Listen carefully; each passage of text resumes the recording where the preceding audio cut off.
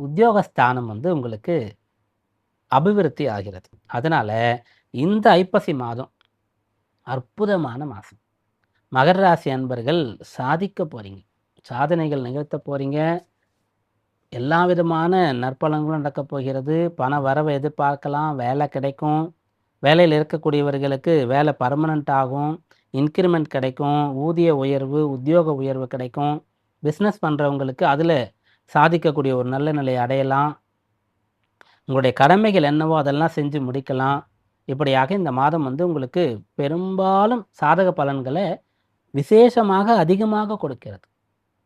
இப்போது இந்த உத்தியோக பாவம் எப்படி இருக்குது அப்படின்னு பார்க்கும்போது, அந்த இடத்துல சூரியன் இருக்கிறதுனால உங்களுக்கு என்ன ஆகுன்னா, வேலையில் ஒரு உயர்வு கொடுக்கப்படும். ஆனால் நிறைய பொறுப்புகள் ஏற்றுக்கொள்ள வேண்டியதாக இருக்கும்.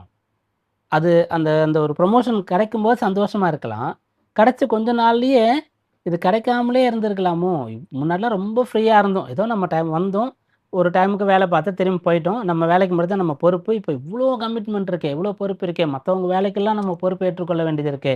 இவ்ளோ நிர்வாகம் பண்ணி இவங்களலாம் கட்டி மேய்க்க வேண்டியது இருக்கே! அப்படின்ற எண்ணம்லாம் உங்களுக்கு ஏற்படும். அப்படியாக ஒரு ப்ரமோஷன் கொடுக்கப்பட்டு வேலை பளு அதிகமாயிடும். ஒரு ஊதிய உயர்வு கொடுக்கப்பட்டு வேலை பளு அதிகமாயிடும். இது போல உங்களுக்கு இருக்கும். ஒரு சில பேருக்கு வேலை மாற்றம் நடக்கும். அப்படி நடக்கும்போது கூட முன்னாடி இருந்த வேலை ரொம்ப கம்ஃபர்ட் ஜோன்ல இருந்த மாதிரியும், இப்ப கஷ்டப்படுற மாதிரியும் தெரியும். ஆனா கொஞ்சம் அதுக்கு அந்த சேலரில டிஃபரன்ஸ் இருக்கும். இப்போ உங்களுக்கு கொஞ்சம் கூடுதலாகவே கிடைக்கும்.